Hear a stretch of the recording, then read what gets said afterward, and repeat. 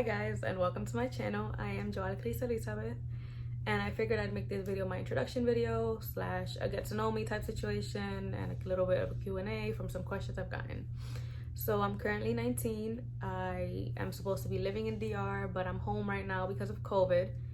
I am a pre-med student. I'm actually in my last semester pre-med, and I figure I just do this to better introduce myself before I hop on and just start my channel, you know?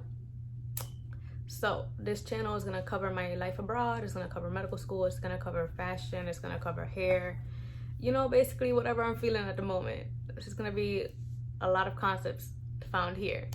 I've gotten some questions about my life abroad slash medical school abroad, and so I figured I'd answer those because a lot of people don't know their options. There's a lot of people I know that they're like, oh, like I'm interested in becoming a doctor, but I don't want to do the whole 8 years slash I don't know if I'm going to be able to make it out here in the States, meaning, and so on. So I figured I'd explain a little bit about my situation in Dominican Republic. So in Dominican Republic, the main reason I really chose to go over there is because in Dominican Republic, it's 5 years versus the 8 that's here to do the whole med school and college process. In DR, it's 5 years total for both. I started fresh out of high school. I graduated high school here in Florida. I applied and I started in September of last year. So I finally completed my first year, and I can't lie, it's been great. We have been sadly virtual since March, so I was on campus for like a semester and a half before I was sent back home, which sucks, but at least I'm able to still advance through the online situation. I've gotten some questions. I have a question that people ask me, what it's like living in DR compared to living in the States.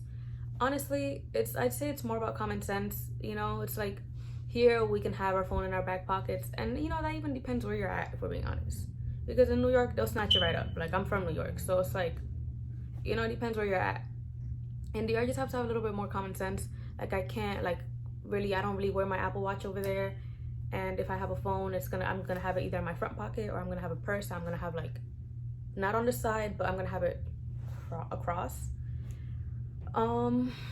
I'd say you just have to be a little bit more precautious. I've had fun. I still go out. I go out at night. I don't have to, you know, I'm not scared of going out at night. Obviously, I don't go out alone either.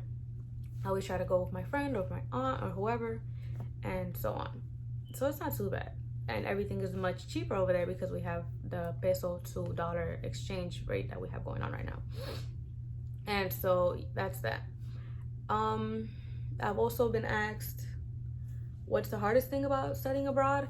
And honestly, if I would have done this video 8 months ago like I was supposed to, I could have told you that it was probably being away from my family.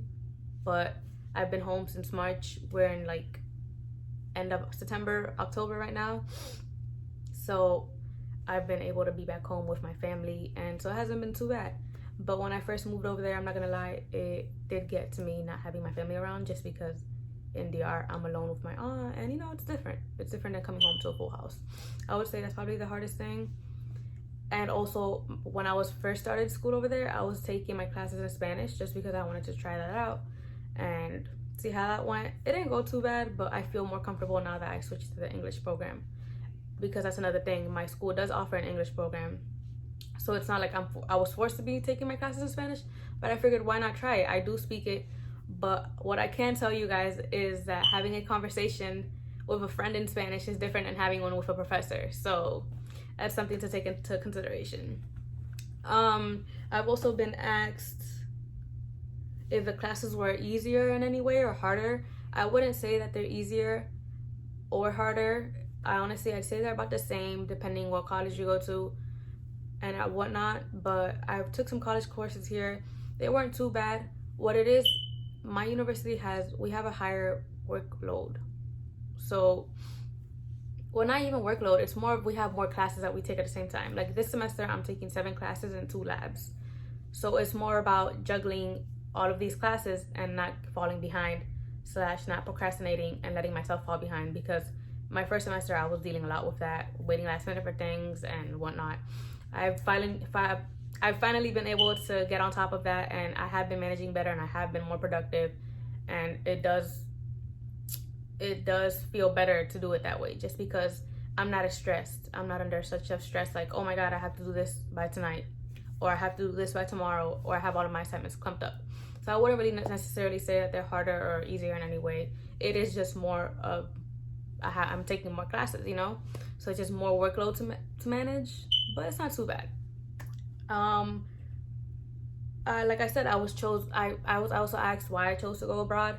I would say it's more, like I said, it's more about, it was shorter.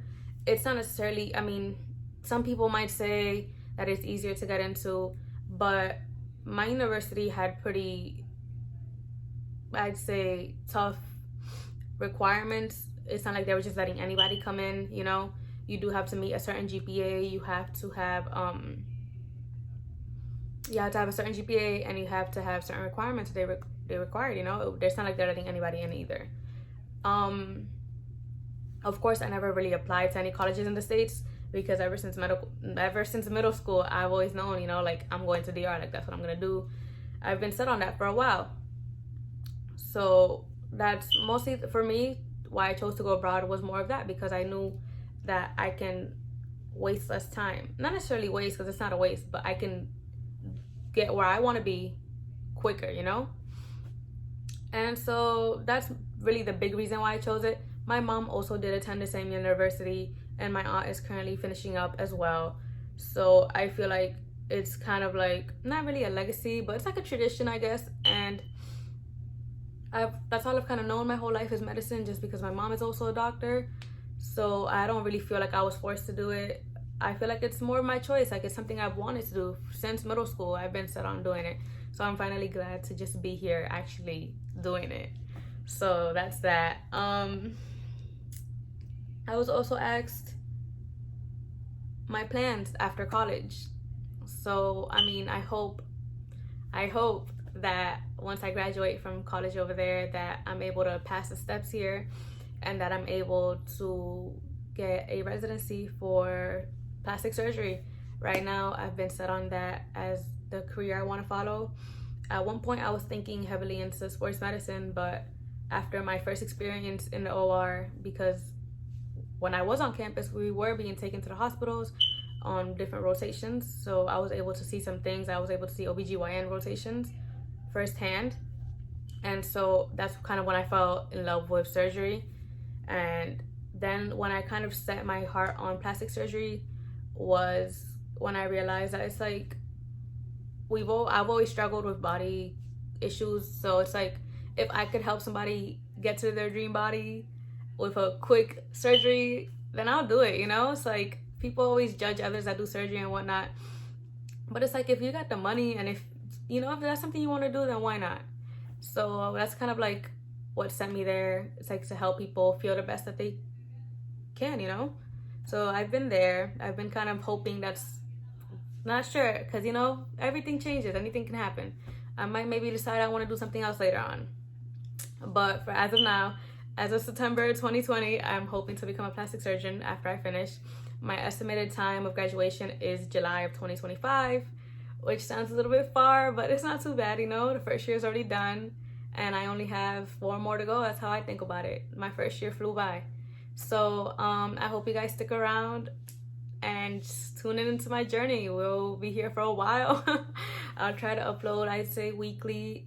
But then again, you know, right now I am, like I said, virtual. But on top of being virtual, I also did get a job as a pharmacy technician. So, you know, I'll try to do it.